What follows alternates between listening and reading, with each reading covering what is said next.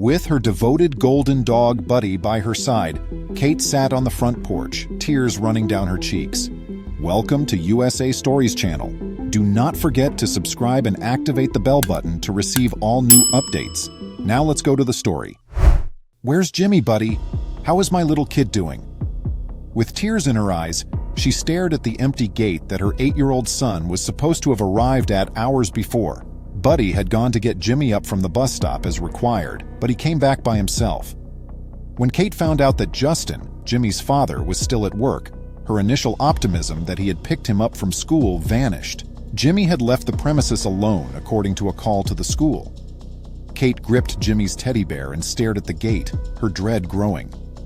Weeping, she prayed for his coming back. Out of nowhere, an automobile stopped outside the gate. Returned from the police station, it was Justin. Justin, was Jimmy found? How did the cops respond? Kate questioned, shaky.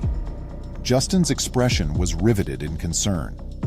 Kate, they're still searching. All we need to do is hang on a little bit longer. Kate started crying. Jimmy is just simply, and I'm very concerned. Find our boy, please. In an attempt to console Kate, Justin pledged to stop at nothing to bring Jimmy back. Sensed the hopelessness, they went inside. Buddy was waiting for Jimmy by curling up on the doormat. As the evening went on, several calls to friends and relatives were made, but nobody knew anything about Jimmy. Justin eventually gave his parents, Frank and Barbara, a call. He said, "Jimmy's missing." His mother yelled, "How could you let this happen?"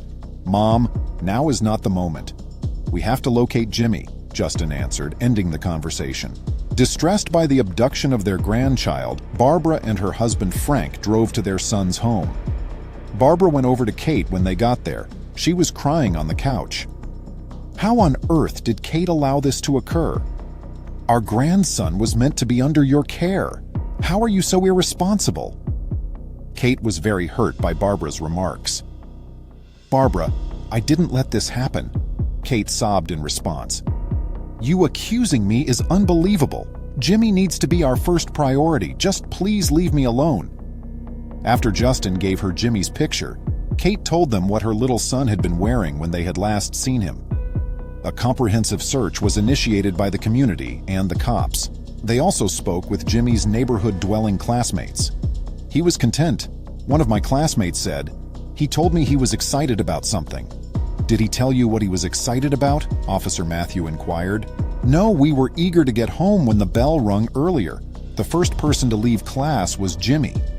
The police continued to knock on doors until they found Jimmy, but none of his pals had any new information that would lead them to Jimmy. Finally, when they reached the last house, one of Jimmy's buddies cautiously said, "He told me he was happy about meeting Kahneman, his imaginary friend."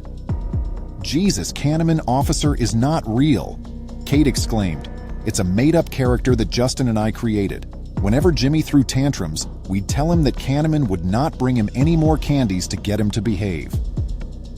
The inquiry that night came to a standstill. Kate addressed the principal the following day, and a heated discussion took place in the principal's office. "You are in charge of the kids. How are you able to be so reckless? My son disappeared from your school in the middle of the day," yelled Kate. As the cops asked to view the CCTV tape, Justin attempted to calm her down. They observed Jimmy racing down the corridor in the security room. "That's him! That's our Jimmy!" Kate pointed at the video and exclaimed. As Jimmy was observed entering the gymnasium and departing by the rear entrance, their optimism gave way to uncertainty. The door led to a playground and rear courtyard, which was closed for development, the principal stated. The parents looked around the playground frantically for clues. The police observed a gate going to the main road and a half-built wall. Despite displaying Jimmy's photo and asking the workers about him, none of them remembered ever seeing him. A young employee then came up to them. "I believe I saw this boy enter this gate and proceed.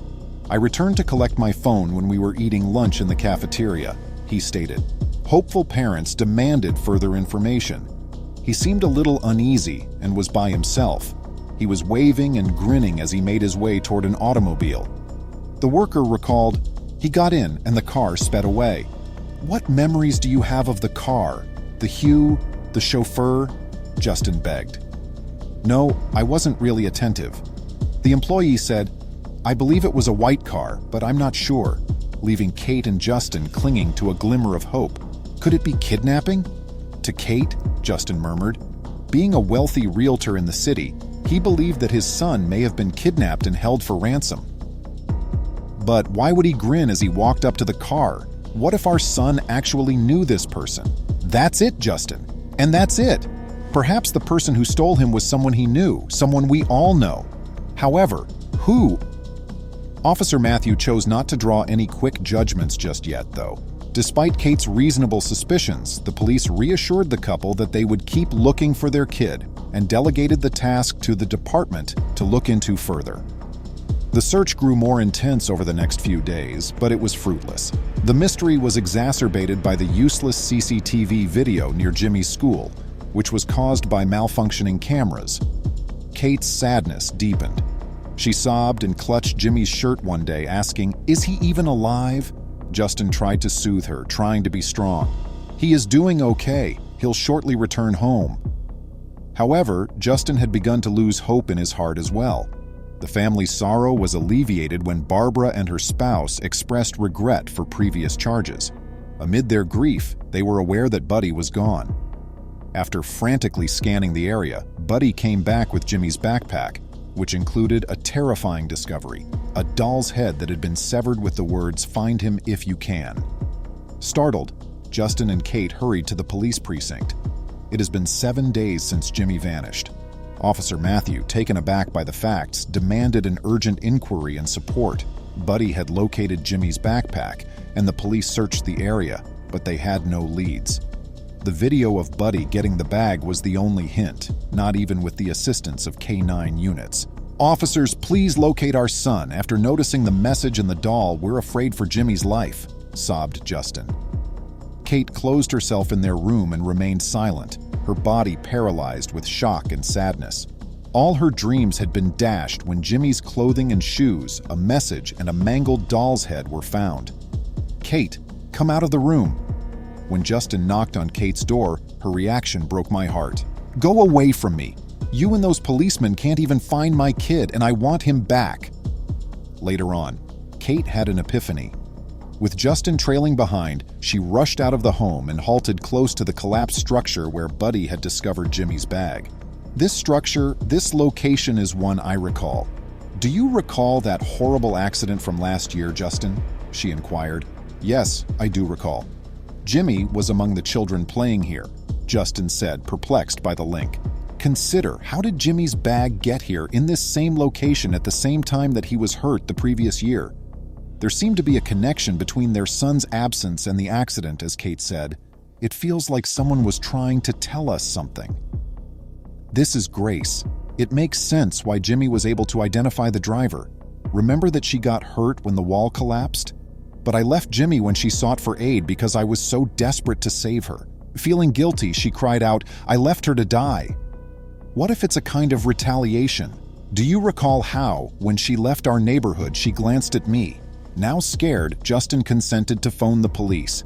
Grace, the previous neighbor, had lately relocated to another building on the same block, the cops quickly discovered. They discovered she had moved out a week prior when they got to her new house. "We must find out where her phone is. We could have a lead," Officer Matthew hurriedly said. At last, there was a lead. The last place Grace's phone was in use was on the town's edge near the woods. "We're on our way there at the moment." In the depth of despair, Matthew said, "We need more backup," giving rise to a ray of optimism. As Kate and Justin sped behind the cruisers toward the dense woods, tension was in the air.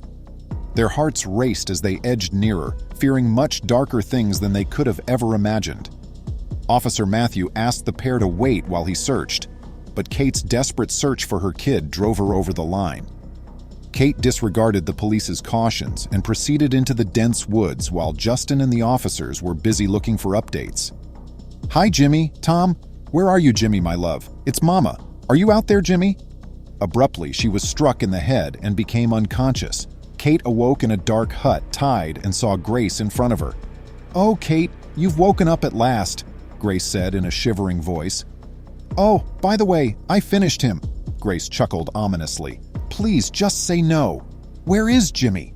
Kate started crying. Grace wrapped her arms around Kate, laughing aloud. "Cry for me again, just as I wept that day when you abandoned me under that wall. You are the reason I lost everything, Kate. I miscarried because you disregarded my pleas for assistance. My spouse passed away. I was unable to bear him another kid, so he departed." Grace charged. "You destroyed my life while you enjoyed yours. Grace, I apologize for your passing. Look, I had no idea that you were expecting. Once more, I apologize." Kate pleaded, "Please go from my boy. Slow down. I will not murder your son. I will take him away and raise him to be my own." "And now," Grace said, pointing a rifle at Kate, "it's time for you to die." Grace was ready to press the trigger when the cabin door exploded and the police barged in. "Drop the weapon!" Officer Matthew gave the order. Jimmy was found alive but detained in another room by the cops. The cops acted quickly to free Kate and Jimmy, finally bringing the family back together. Justin said, "Thank you, Officer Matthew," with sincere appreciation. The officer noted, "It was your wife's quick thinking, sharing her location with you before heading into the woods." Buddy welcomed Jimmy with great enthusiasm when he got home.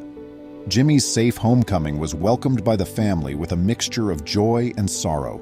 "Jimmy, we've missed you so much," Justin and Kate said in unison. "Even I have missed you." Jimmy pledged, "I swear I won't talk to strangers or slip away again."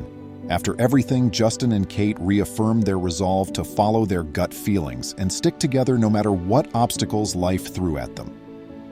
Please remember to subscribe to our channel, give us a thumbs up, and turn on the notification bell so you won't miss any of our videos. If you enjoyed the tale, the next video that plays on your screen will probably move you too.